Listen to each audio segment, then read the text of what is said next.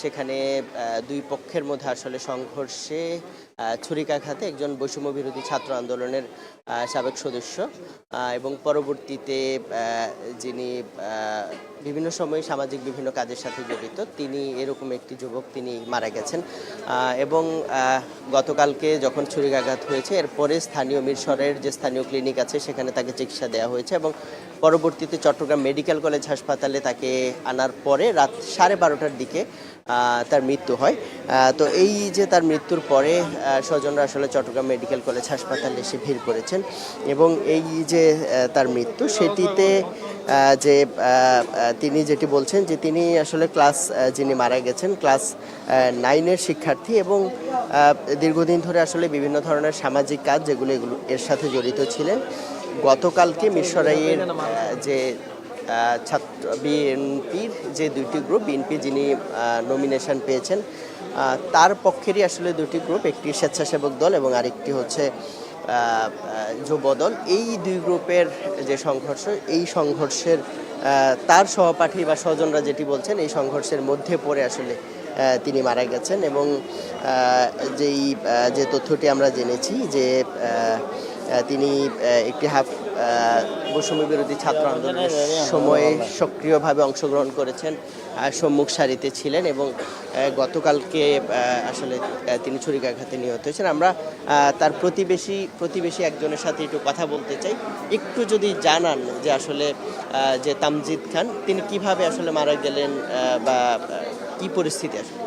আসলে উনি এখানে ঘটনাটা হচ্ছে যে পূর্ব এবং পশ্চিম দুইটা ঘটনা হয়েছে। হওয়ারতে উনি ফুটওভার ব্রিজ দিয়ে হাঁটি যাওয়ার পর ওই দু গ্রুপে ওই দুই এলাকার সংঘর্ষে উনি এখানে ঘটনাস্থলে এই অ্যাক্সিডেন্টটা হয়ে গেছে। তো পরবর্তীতে তাকে একটা উপজেলা হাসপাতালে নিয়ে গেছে, উপজেলা হাসপাতাল থেকে আপনার চট্টগ্রাম মেডিকেলে রেফার করা হয়েছে। আমরা তো জানি যে গাজী তাহমিদ খান তিনি বৈষম্য বিরোধী ছাত্র আন্দোলনের সাথে জড়িত ছিলেন এবং পরবর্তীতে সাম্প্রতিক সময়ে ছাত্রদলের রাজনীতির সাথে জড়িত হয়েছেন সাম্প্রতিক সময়ে এরকম শুনেছি। আপনারা আসলে কি বলেন বা এর প্রেক্ষিতে একটি গ্রুপিংয়ের শিকার হয়ে তিনি মারা গেছেন কিনা এমন কোনো বিষয় আছে না? আমরা তার বাবা থেকেও জানতে পারছি বা পাশ থেকেও জানতে পারছি যে উনি ছাত্রদলের রাজনীতির সাথে জড়িত নাই। সেখানে হচ্ছে যে উনি বৈষম্য বিরোধী আন্দোলনের সামনের সারি থেকে নেতৃত্ব দিছে, কিন্তু ওই জন্য এখানে আওয়ামী লীগ আরও অন্য সংগঠন জড়িত থাকতে পারে, কিন্তু উনি পূর্ব আরও অনেকবার আহত হয়েছে। কিন্তু আমরা এটা এবারও এই দলগুলো ছাড়া আমরা আহত হয়েছে বিশ্বাস করি, এটা হচ্ছে যে আওয়ামী লীগ ছাত্রলীগ দ্বারা, আমরা এটা এখনও বিশ্বাস করি।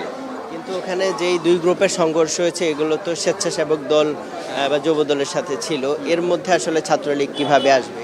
না, আসলে এটা কোনো রাজনীতিক আমরা জানতে পারছি ওটা কোনো রাজনৈতিক দল ছিল না, এটা হচ্ছে যে এলাকা ভিত্তিক পূর্ব এবং পশ্চিম ওই এলাকার দুই গ্রুপের সংঘর্ষ। উনি ফুটওভার ব্রিজ দিয়ে হাঁটি যাচ্ছে, ওখানে উনি এই অ্যাক্সিডেন্টটা ওইখানেই হয়েছে।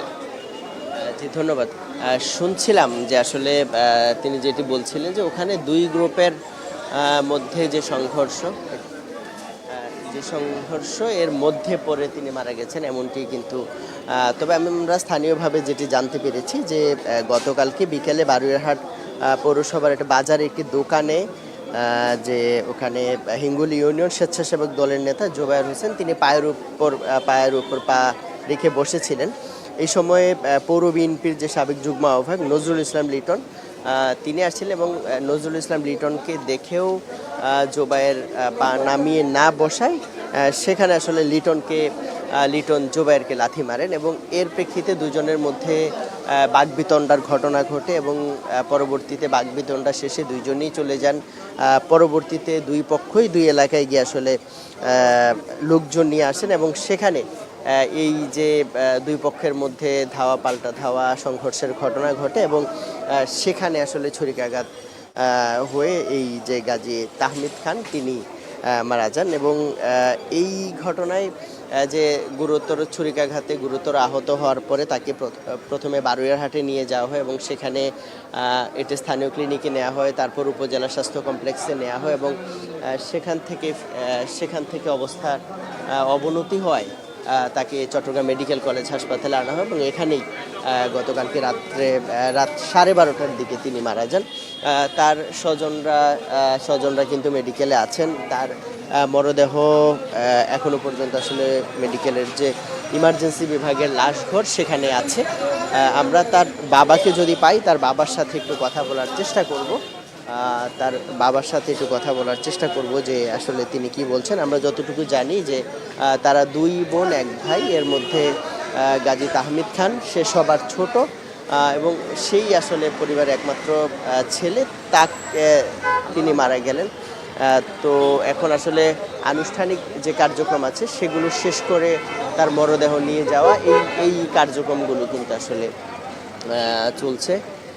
আমরা এই যে চট্টগ্রাম মেডিকেল কলেজ হাসপাতালের যে জরুরি বিভাগ সেখানে আমরা আছি এবং সেখানে তার বাবা সহ স্বজনরা আছেন। সেখানে আমরা একটু তার বাবার সাথে হয়তো বা একটু কথা বলতে চেষ্টা করব। সেখানে এই যে আমরা যেটি বলছিলাম যে তারা তিন ভাই বোন, এর মধ্যে দুই বোন বড় আর ছোট তাহমিদ খান, এবং সে যে পরিবার একমাত্র ছেলে, তাকে হারিয়ে তার যে পরিবার সেটি একদম শোকাতুর অবস্থা। এই বিষয়টি আসলে তার বাবা, তিনি চট্টগ্রাম মেডিকেল কলেজ হাসপাতালে গতকালকে যখন রাত 8টার সময় তাকে মেডিকেলে আনা হয়েছে, সেখানে তিনি এসছেন এবং রাতে ছিলেন এবং পরবর্তীতে 12:30টার সময় তাকে মৃত ঘোষণা করা হয়। তো আমরা তার বাবার সাথে একটু কথা বলার চেষ্টা করব। আমরা দেখছি যে আসলে চট্টগ্রাম মেডিকেল কলেজ হাসপাতালে আর যে লাশ ঘর আছে সেখানে তাকে রাখা হয়েছে। এখনও পর্যন্ত মামলা হয়নি। তার বাবা আমাদেরকে যেটি জানিয়েছিলেন কিছুক্ষণ আগে কথা বলার সময়, যে তিনি হয়তোবা পরবর্তী আইনি যে প্রক্রিয়া, লাশ ময়নাতদন্ত শেষে তখন হয়তোবা তাকে নিয়ে যাওয়া হবে। আমরা একটু তার বাবার সাথে আপনাকে আরেকটু কষ্ট দিতে চাই। এই যে আপনার 3 ছেলে মেয়ের মধ্যে একমাত্র ছেলে মারা গেল, এটাতে আসলে এই যে কোনো ধরনের রাজনীতির সাথে সম্পৃক্ত ছিল কিনা, আর এর আসলে কি বিচার চান একটু যদি বলতেন। রাজনীতির সাথে তো উনি কোনো সম্পর্ক এত নাই, উনি এখনো পড়ালেখা করতেছে, এটা আর কি। বৈষম্য বিরোধী ছাত্র আন্দোলনের সময় তো সামনে থেকে নেতৃত্ব দিয়েছে, তার পড়াশোনা কি ছিল একটু যদি বলেন।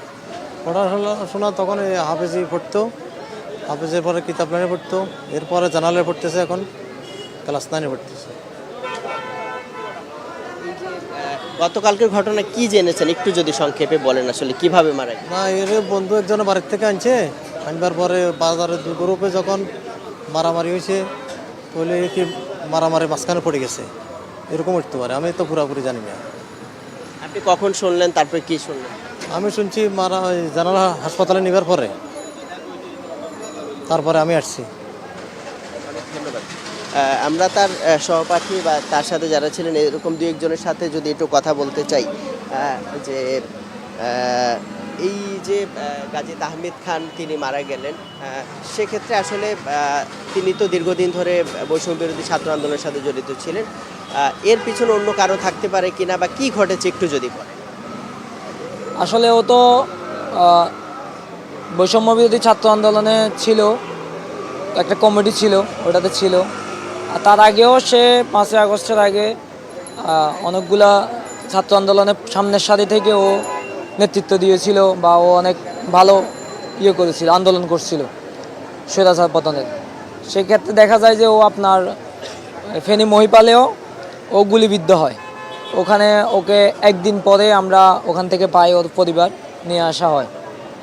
তো ওই ক্ষেত্রে ওর প্রতি আপনার ফ্যাসিস্ট আওয়ামী লীগ বলেন বা স্বৈরাচার সন্ত্রাসী বলেন যারা আছে, তাদের একটা ক্ষোভ থাকতে পারে, এটা আমাদের ধারণা থাকতে পারে।